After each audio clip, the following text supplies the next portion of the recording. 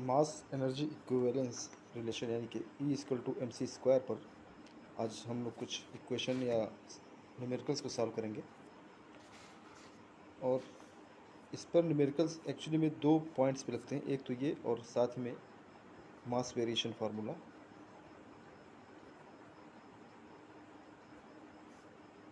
m=m0/√1 - v²/c²।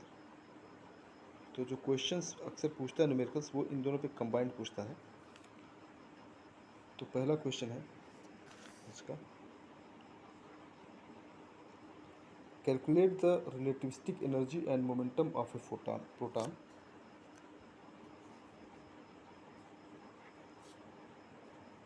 Calculate relativistic energy and momentum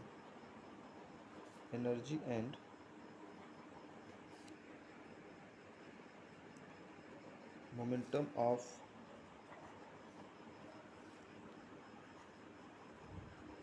proton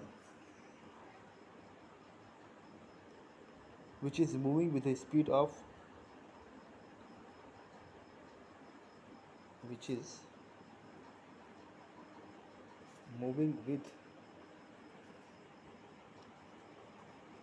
speed of 2.4 into 10 to the power 8 meter per second। 2.4 into 10 to the power 8 meter per second। अब यहाँ पर जो proton की speed है वो बहुत ज़्यादा है, तो यहाँ पर अगर स्पीड बहुत ज़्यादा है तो हम ये जो फार्मूला इस्तेमाल करेंगे वो रिलेटिविस्टिक का इस्तेमाल करेंगे। तो जो टोटल एनर्जी होती है वो इस तरह निकलेगी। टोटल एनर्जी रिलेटिविस्टिक होती है, वो टोटल एनर्जी वो E=mc² से m0/√1 - v²/c² into c²। m0 proton का rest mass, v velocity, c speed of light.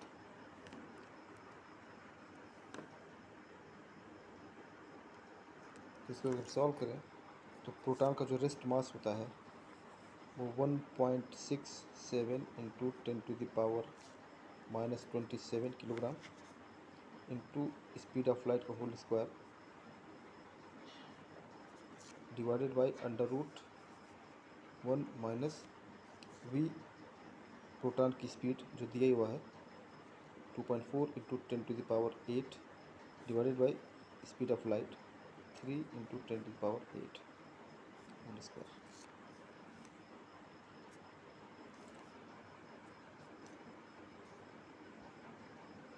ये आएगा लगभग 1.67 into 10 power -24 into 9 10 to the power 16 divided by √1 minus, ये कैंसिल आउट हो जाएगा, 2.4 डिवाइड बाई 3.8 या का स्क्वायर यानी कि 0.64, और ये अंडर रूट में रहेगा तो 0.36 आएगा, जिसकी √1 27 into 3 into 10 to power 16 9 divided by ये √1 माइनस √0.36 होगा और ये √6 होगा, तो जो सोल्यूशन आएगा वो आंसर इसका वो लगभग आएगा 2.5 इंटू 10⁻10 जूल। 7 + 16 और इंटू 9 डिवाइडेड बाई 0.6 या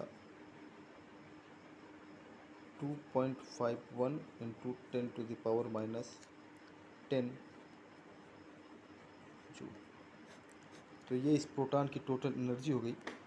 और इसी तरह मोमेंटम भी निकाल सकते हैं। मोमेंटम का जो फार्मूला होगा वो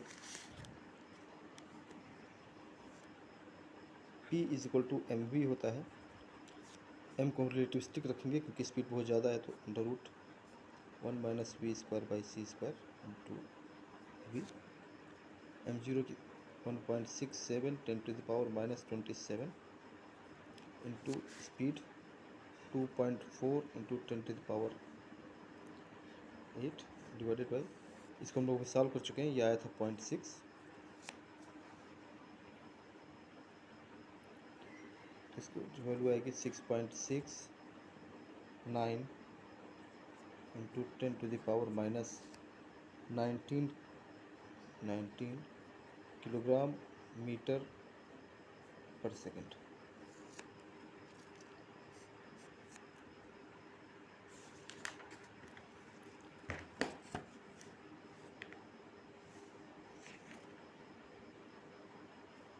नेक्स्ट क्वेश्चन है,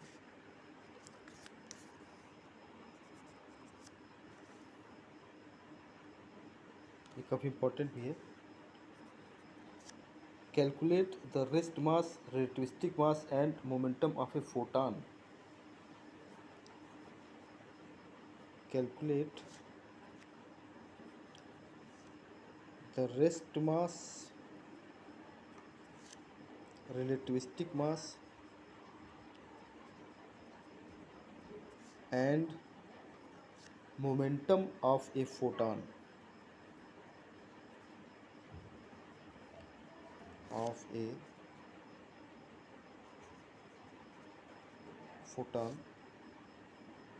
of energy 3 electron volt,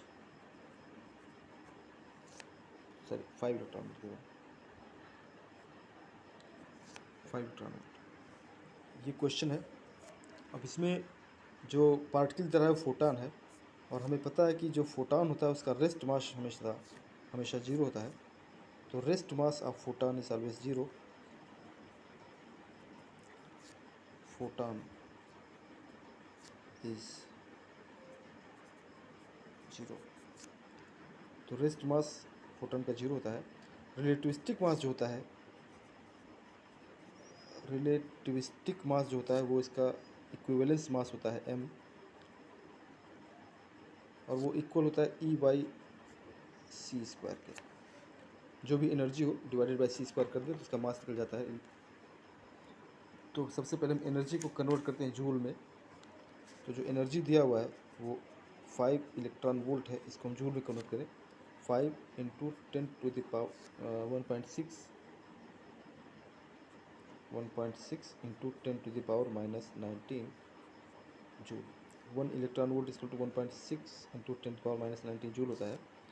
तो ये आ जाएगा 8.0 इंटू 10⁻⁻19 जूल।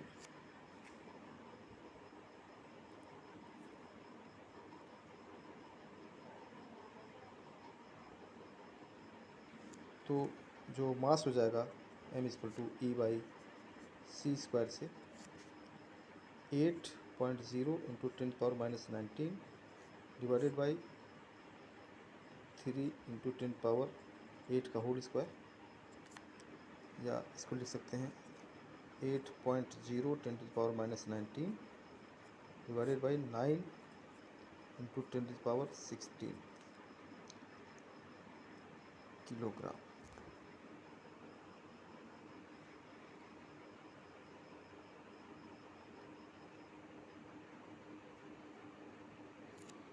लगभग आएगा 8.9 इंटू 10⁻⁻36 किलोग्राम, ये मास हुआ। अब अगर आप देखें, इसको कंपेयर करें, यहाँ पे एक इम्पॉर्टेंट नोट ये है कि जो सबसे हल्का पार्टिकल था, फंडामेंटल पार्टिकल, जो एग्जिस्ट पार्टिकल है, उसे हम लोग इलेक्ट्रॉन कहते हैं। इलेक्ट्रॉन का जो मास होता है, रेस्ट मास, वो 9.1 इंटू 10⁻⁻31 किलोग्राम होता है। और यहाँ जो हम फोटॉन का जो मास निकाले हैं वो आया है 8.9 इंटू 10⁻⁻36 किलोग्राम, फोटॉन का मास। अब ये फोटॉन इक्विवेलेंट मास है, ये इलेक्ट्रॉन से भी बहुत कम है, यानी कि इलेक्ट्रॉन से भी काफ़ी कम मास, बहुत ही कम मास है, और इसीलिए फोटॉन को हम मासलेस मानते हैं, क्योंकि जो फंडामेंटल एग्जिस्ट पार्टिकल इलेक्ट्रॉन है, सबसे छोटा पार्टिकल, इसका मास उससे भी कम आता है। अब हम चाहे मोमेंटम निकाल सकते हैं फोटॉन का। P इक्वल टू होता है E/c फोटॉन के लिए, ये सिर्फ फोटॉन के लिए होता है। तो मास एनर्जी हम रखें यहाँ पर, value 8.0 into 10⁻⁻19 divided by 3 into 10⁻8 आएगा किलोग्राम मीटर पर सेकेंड। इसकी वैल्यू आएगी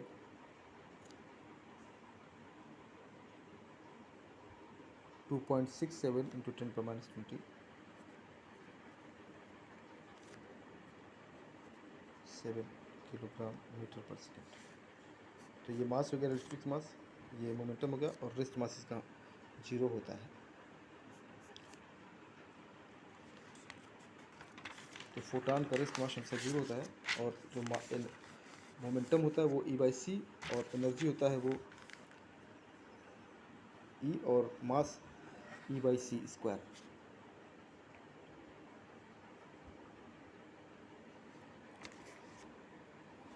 अब यहाँ कुछ क्वेश्चन क्वालिटेटिव टाइप के, जो अक्सर कॉम्पिटिटिव एग्जाम में पूछता है। If the total energy of A particle is exactly thrice, if the total energy of A particle, if the total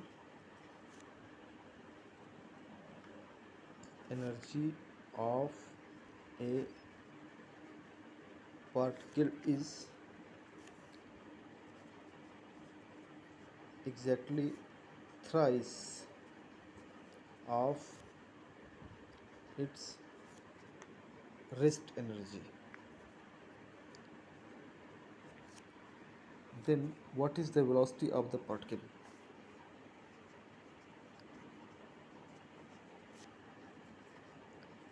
Velocity of particle। अब यहाँ जो एनर्जी दिया हुआ है, टोटल एनर्जी E, वो 3 टाइम्स है रेस्ट एनर्जी की, यानी कि m0c² की। ये हमारा रेस्ट एनर्जी है, ये दिया हुआ है।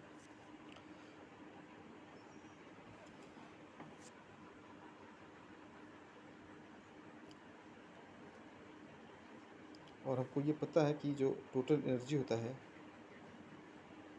वो E इक्वल टू mc² होता है, और यहाँ E दिया हुआ है 3 times m0c² equal to mc²। तो m इक्वल टू हो गया 3 टाइम्स m0।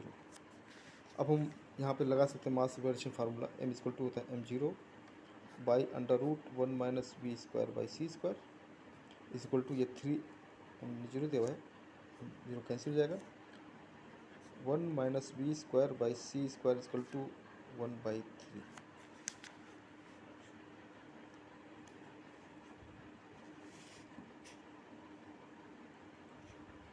तो 1 - v²/c² इक्वल टू 1/9 हो जाएगा। Then v is equal to c √1 - 1/9 या √8/3c।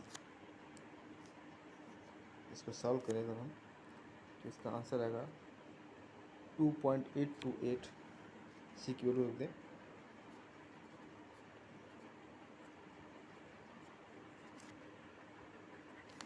जाएगा 2√2 इंटू 10⁻8 मीटर पर सेकेंड। ये वेलोसिटी हो जाएगी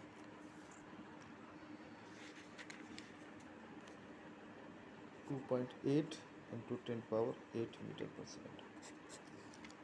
तो ये क्वेश्चन है। ठीक इसी पैटर्न पे एक और क्वेश्चन पूछता है, थोड़ा सा बिल्कुल इसी पैटर्न पर है, लेकिन if the kinetic energy of a body is, kinetic energy of A particle is exactly thrice of its rest energy, then what is the speed of particle? Speed of particle. पिछले जैसा question ये है, बस इसमें थोड़ा सा twist ये है कि वहाँ टोटल एनर्जी दिया था, यहाँ काइनेटिक एनर्जी दिया है। तो जो काइनेटिक एनर्जी दे रहा है वो दे रहा है 3 टाइम्स m0c² पे, और हमको पता है टोटल एनर्जी ई होता है वो kinetic energy plus rest energy की। तो यहाँ हम रख सकते हैं 3m0c² plus m0c² equal to 4m0c², और ई इक्वल टू होता है mc² पे 4m0c², तो m is equal to 4m0। हम चाहें तो यहाँ m की वैल्यू रखें, m0 by √1 minus v²/c² equal to 4m0।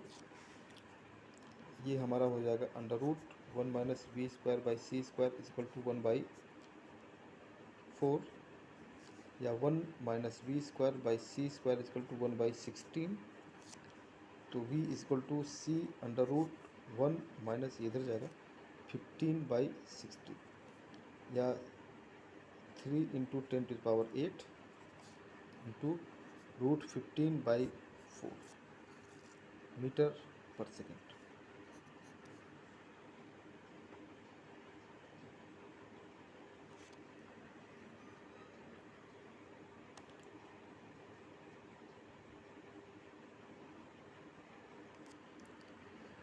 ये इसका आंसर हो जाएगा। तो दोनों एक ही जैसे क्वेश्चन थे।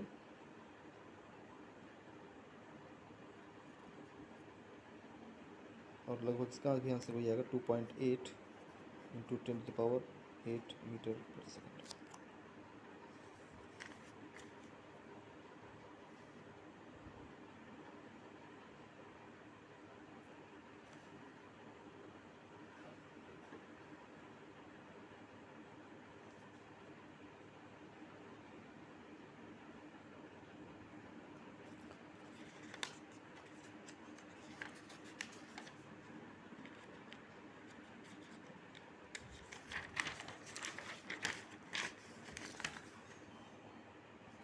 Next question. If the mass of a moving electron is, if mass of a moving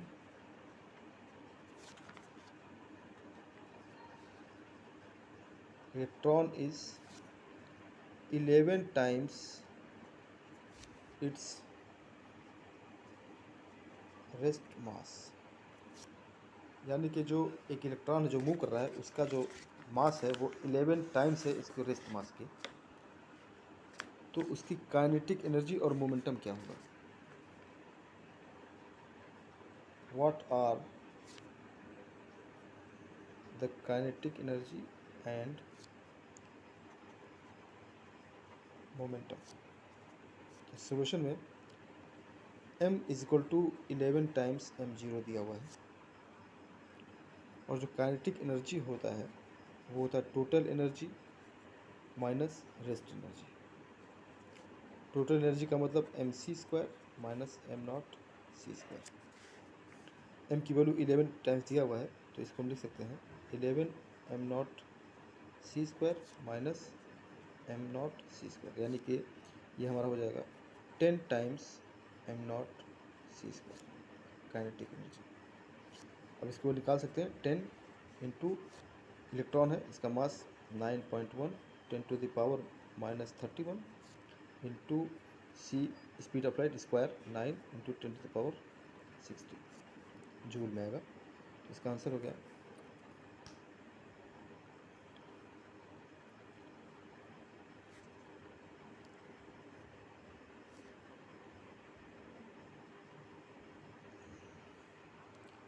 8.2 into 10⁻⁻13 joule.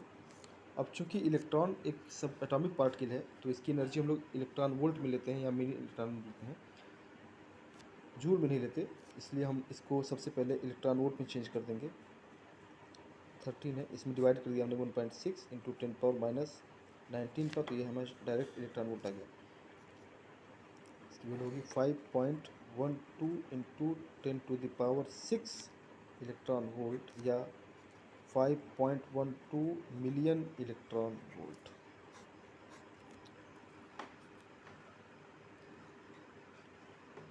ये इसकी काइनेटिक एनर्जी हो जाएगी 5.12 into 10 million electron volt. Momentum निकालने के लिए P equal to mv,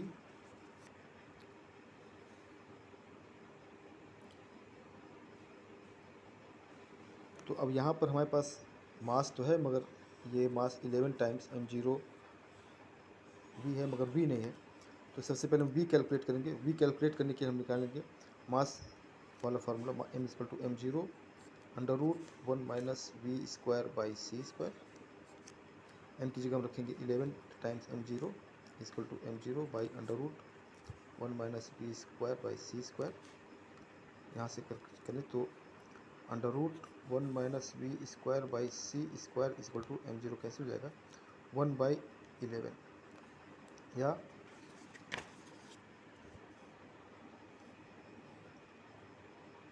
1 minus v square by c square is equal to 1 upon 121 square.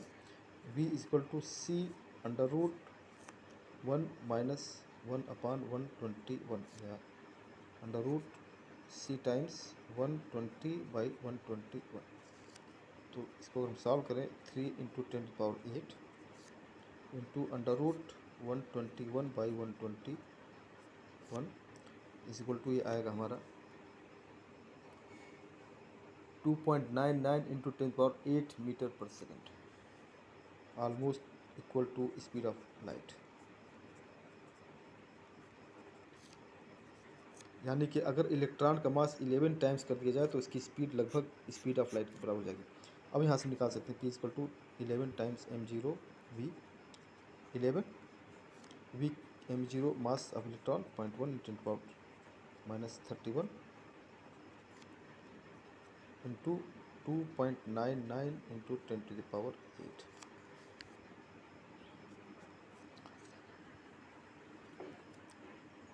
यहाँ पे एक चीज़ ध्यान देने लायक है कि हम कितना भी कैलकुलेशन करें आंसर हमेशा 2.99 तक आ जाएगा, 3 इक्वल नहीं आएगा क्योंकि कोई भी पार्टिकल जो है उसकी स्पीड 99.99% स्पीड ऑफ लाइट हो सकती है मगर 100% स्पीड ऑफ लाइट नहीं हो पाएगी क्योंकि उसका मास उस वक्त इनफाइनाइट हो जाएगा और जो कि संभव नहीं है। तो ये आएगा 2.99 इंटू 10⁻³ माइनस 21 किलोग्राम मीटर पर second.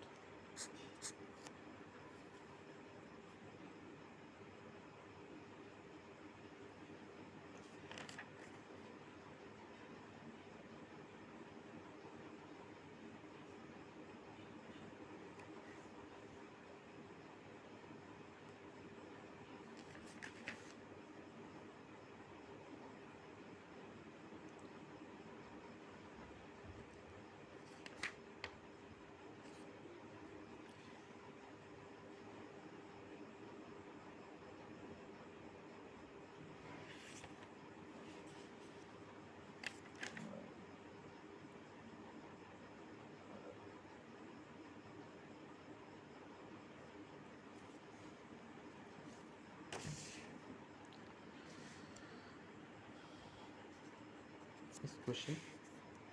How much does a proton gains in mass when accelerated to a kinetic energy of 500 million electron volt? अगर एक प्रोटॉन है उसकी काइनेटिक एनर्जी को बढ़ा के 500 मिलियन इलेक्ट्रॉन वोल्ट कर दिया जाए तो उसका मास में कितना परिवर्तन होगा। यानी कि हाउ मच क्वेश्चन है ये, how much does a proton gains in mass when accelerated by kinetic energy of 500 million electron volt. तो ये क्वेश्चन है। तो काइनेटिक एनर्जी की वैल्यू होती है m minus m total mass है और reducing mass minus m0 c square और m c square equal to k plus m0 c², k की value m minus m0 difference हो जाएगा मास का जो हमें निकालना है, k/c² या डेल्टा m। अब जो काइनेटिक एनर्जी दिया हुआ है वो 500 मिलियन इलेक्ट्रॉन वोल्ट है। 500 इसको जूल में चेंज करेंगे, 500 × 10⁻6 मिलियन इंटू 1.6 × 10⁻19 जूल, जो सॉल्व करने पर इतना आएगा। और जो रेस्ट मास है वो 2.6 10⁻27, और सी की वैल्यू कितनी है 1।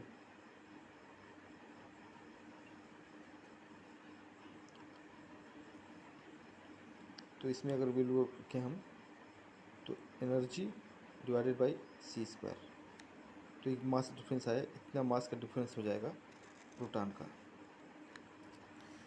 Next question, calculate the energy equivalent to AMU in million electron volt. AMU को मिलियन इलेक्ट्रॉन वोल्ट में कैसे चेंज करेंगे। m इक्वल टू हमने मान लिया 1 AMU है। 1 AMU जो होता है, जो मास है वो एवोगैड्रो नंबर से 1/6.02 10⁻23 ग्राम या इतना किलोग्राम हो गया। और एनर्जी इसकी होती है E इक्वल टू mc² 10⁻26 6.02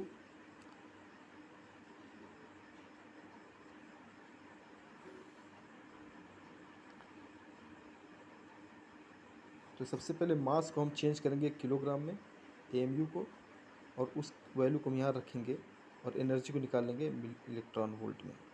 तो 934 1 AMU energy equal to 934 million electron volt.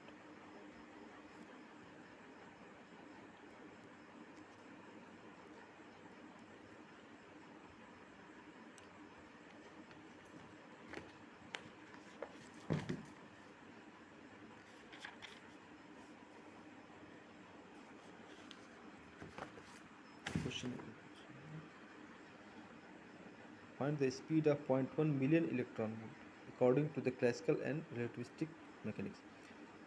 तो एक इलेक्ट्रॉन है जिसकी स्पीड 0.1 मिलियन इलेक्ट्रॉन वोल्ट है, तो इसकी स्पीड क्या होगी क्लासिकल फार्मूले से और रिलेटिविस्टिक फार्मूले से। क्लासिकल फार्मूला हमारा ये होता है हाफ mv², अगर ये हम लगाएं तो इसकी स्पीड जो आएगी वो आएगी 1.87 इंटू 10⁻8 मीटर पर सेकेंड। और इसी चीज़ को हम अगर रिलेटिविस्टिक फॉर्म में करें तो हमें टोटल एनर्जी में से रेस्ट एनर्जी घटानी पड़ती है। तो इस फार्मूले से हम करें तो जो आएगा वो v इक्वल टू इतना सॉल्व करने पर 1.64 इंटू 10⁻8 मीटर पर सेकेंड। तो रिलेटिविस्टिक स्पीड जो है यहाँ दिख रहा है less than classical speed. Relativistic velocity is less than classical velocity, क्योंकि रिलेटिविस्टिक वेलोसिटी आप मैक्सिमम स्पीड ऑफ लाइट से ज़्यादा नहीं जा सकते। क्लासिकल में कोई लिमिट नहीं थी स्पीड ऑफ की, लेकिन रिलेटिविटी में हमारी लिमिट है कि हम इसकी किसी पार्टिकल की स्पीड c से ज़्यादा नहीं रख सकते।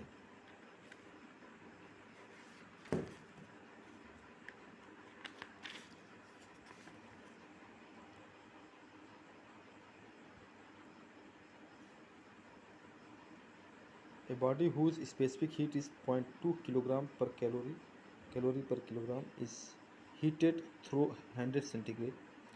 Find the percentage increase in its mass। Energy इसका बढ़ा करके स्पेसिफिक हीट बढ़ा दिया जा रहा है, तो इसका मास कितना चेंज होगा। Delta E equal to mass into specific heat into temperature difference, ये फार्मूला होता है ms डेल्टा थीटा। थर्मोडायनेमिक्स का इक्वेशन है ये। तो यहाँ से हमने एनर्जी निकाल लिया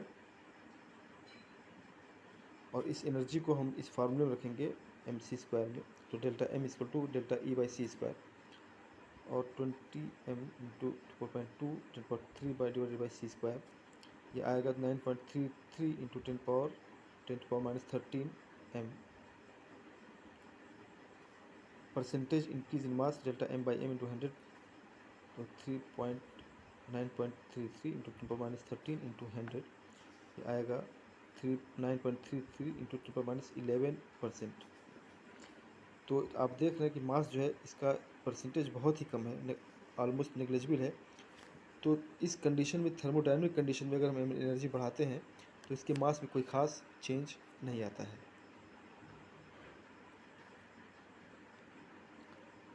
आखिरी क्वेश्चन इसका, the binding energy of an electron to the proton, electron और प्रोटॉन की जो बाइंडिंग एनर्जी है वो 13.6 इलेक्ट्रॉन वोल्ट है। Find the loss of mass in the formation of one atom of hydrogen, hydrogen के एक एटम को बनने में कितनी एनर्जी का लॉस होगा। तो बाइंडिंग एनर्जी फॉर्मूला होता है loss of mass into c square, delta M equal to binding energy by c square. और जो बाइंडिंग एनर्जी दिया है 13.6 इलेक्ट्रॉन वोल्ट है, इसको हम जूल में कन्वर्ट करेंगे तो आंसर आएगा 3 इंटू ये 13.6 into 10⁻1.6 into 10⁻19 divide by c square, या 2.42 इंटू 10⁻35 किलोग्राम। तो इतना मास कन्वर्ट होता है जब एक एटम हाइड्रोजन बनता है तो, या ये मास कन्वर्ट होकर के न्यूक्लियर इसकी बाइंडिंग एनर्जी में कन्वर्ट हो जाता है जब एक प्रोटॉन और एक न्यूट्रॉन, इलेक्ट्रॉन और हाइड्रोजन प्रोटॉन एक सिस्टम बनाते हैं तब।